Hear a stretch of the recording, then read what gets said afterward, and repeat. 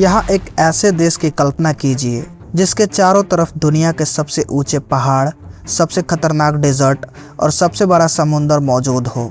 Logic के हिसाब से इस देश को दुनिया का सबसे सिक्योर किला होना चाहिए, लेकिन रियलिटी बिल्कुल अलग है।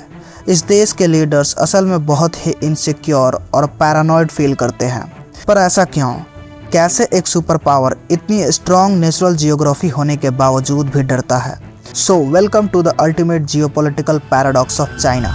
अगर आप मैप देखें तो चाइना के साउथ वेस्ट में हिमालय की 29,000 फीट ऊंची दीवार है जो उसको इंडिया से अलग करती है। नॉर्थ और वेस्ट में गोबी और टकलामकान जैसे मैसिव डेजर्ट्स हैं जहां कंडीशंस एक्सट्रीम होती है, और ईस्ट में विशाल पैसिफिक ओशियन है। इन्हीं नेचुरल बैरियर्स की वजह से एंशिएंट चाइनीज़ लोग खुद को बाकी दुनिया से अलग मानते थे और अपने आप को मिडिल किंगडम यानी दुनिया का सेंटर कहते थे।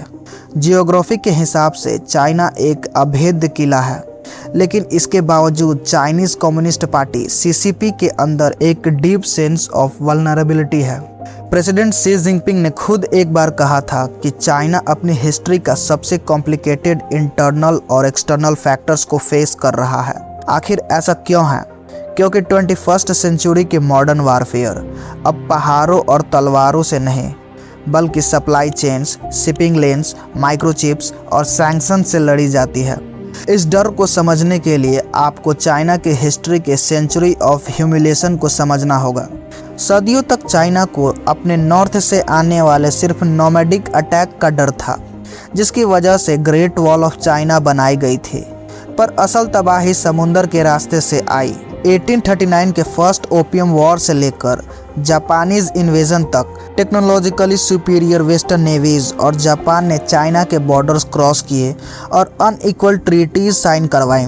ये ट्रॉमा उनके स्ट्रैटेजिक कल्चर में इतना डीपली बैठ चुका है कि उन्हें लगता है कि समंदर में थोड़ी सी भी वीकनेस दिखाने पर हिस्ट्री फिर से रिपीट हो सकती है।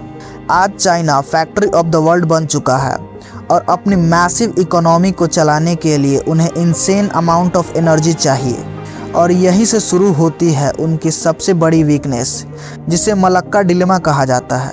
चाइना का लगभग 80% imported crude oil straight of Malacca से होकर गुजरता है, जो मलेशिया और इंडोनेशिया के बीच एक नैरो चेक पॉइंट है।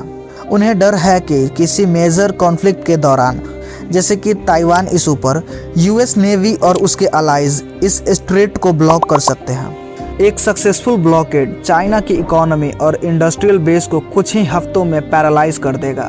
आप शायद सोच रहे होंगे कि चाइना जमीन के रास्ते पाइपलाइन क्यों नहीं बनाता। उन्होंने ट्राई किया है। चाइना ने बिलियंस ऑफ डॉलर्स इन्वेस्ट करके China Pakistan economic corridor CPEC के थ्रू ग्वादर पोर्ट और म्यांमार के जरिए पाइपलाइंस बनाई हैं ताकि मलक्का स्ट्रेट को बाईपास किया जा सके। पर इनका strategic math simply add up नहीं होता। अगर ये सभी ओवरलैंड रूट्स अपनी मैक्सिमम कैपेसिटी पर भी चलते हैं, तब भी वो चाइना की मैसिव डेली ऑयल कंजप्शन का बहुत ही छोटा सा हिस्सा ही कवर कर पाते हैं।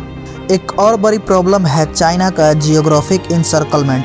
चाइना का ईस्ट कोस्ट सीधे ओपन ओशियन में नहीं खुलता।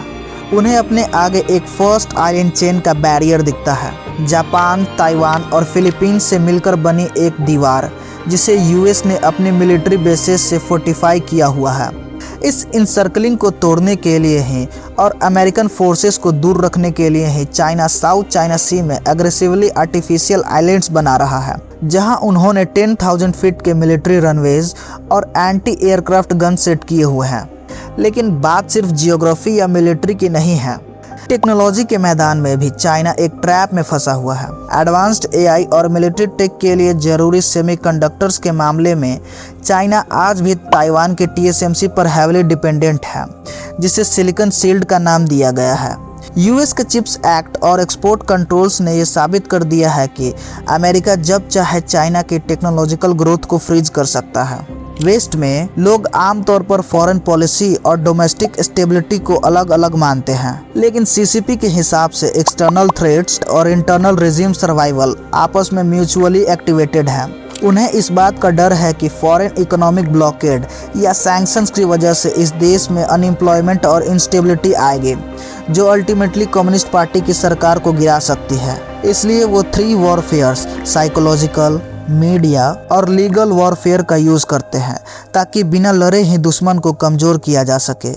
सो अगली बार जब आप चाइना को ताइवान या साउथ चाइना सी में एग्रेसिवली बिहेव करते देखें तो याद रखिए, ये हमेशा एक राइजिंग सुपर पावर का ग्लोबल एम्पायर एक्सपैंड करने का कॉन्फिडेंस नहीं होता। Sometimes it is the profound insecurity of a giant terrified of being suffocated.